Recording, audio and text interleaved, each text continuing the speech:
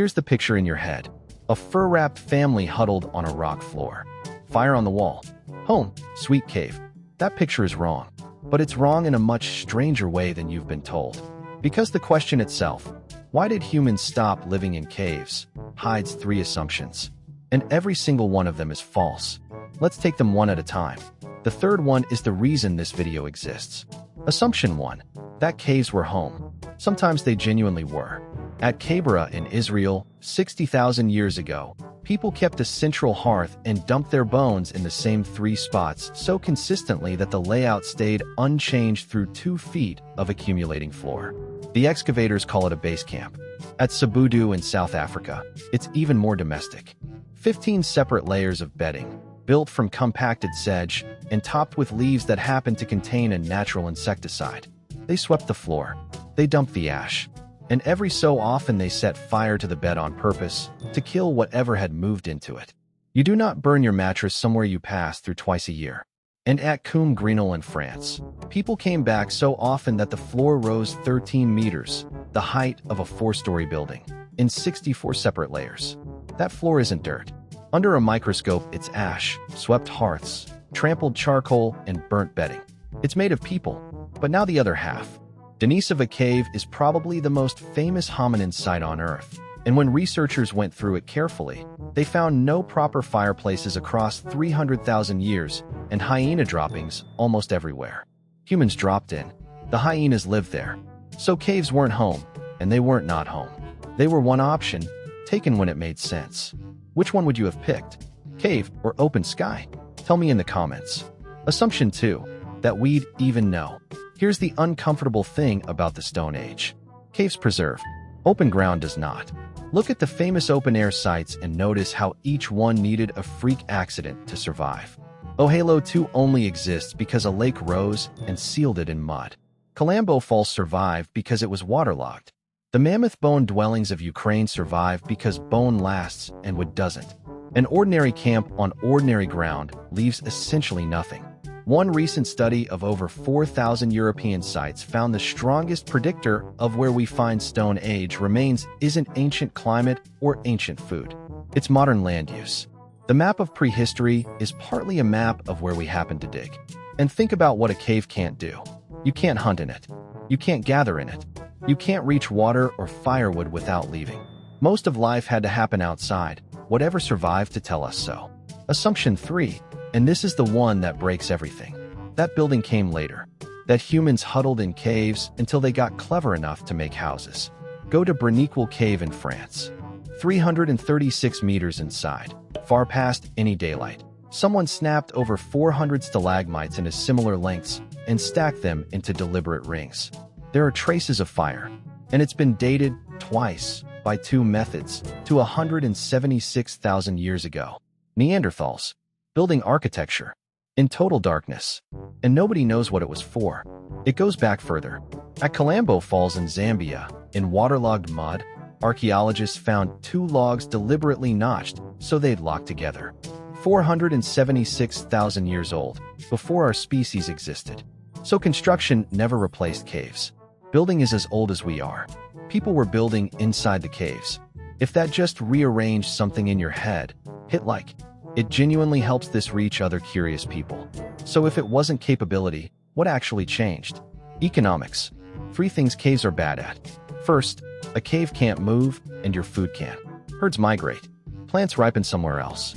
But caves are placed by geology, not by dinner. Second, you're sharing. At Teixeir's cave in Spain, the layers alternate. Neanderthal tools, then hyena and bear dens, then tools again. 2 species trading the same address for thousands of years. Third, and this is my favorite, researchers modeled smoke inside Lazarette Cave in France, testing 16 possible fire positions with thousands of virtual sensors. The result? Out of roughly 290 square meters of floor, only about 25 were a tolerable place to light a fire. Everywhere else, you're choosing between freezing and breathing smoke. The actual hearth they dug up sits right inside that zone.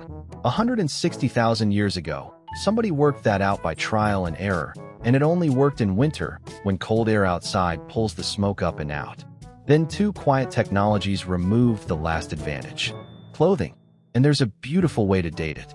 The lice that live in clothing split from the ones that live in hair only once there was clothing to live in, somewhere between 80 and 170,000 years ago. And bedding. At Border Cave, people were laying grass beds on ash 200,000 years back. A well-dressed person on clean bedding beside a managed fire doesn't need a mountain to stay warm. Farming usually gets the credit for what followed, and it doesn't deserve it. What farming actually did was give people something they couldn't carry. A granary. A field you can't walk away from in spring. And there's a blunter reason nobody mentions. Caves are in limestone hills. Farmland is floodplain and loess. The good soil simply isn't where the caves are. That's not progress. That's geography. Now, the part that made me want to make this video. They never stopped going in. Cave painting in Europe peaked between roughly 20 and 14,000 years ago, long after building had won. Chauvet is older still, 36,000 years, and already masterful. But the one that gets me isn't a painting.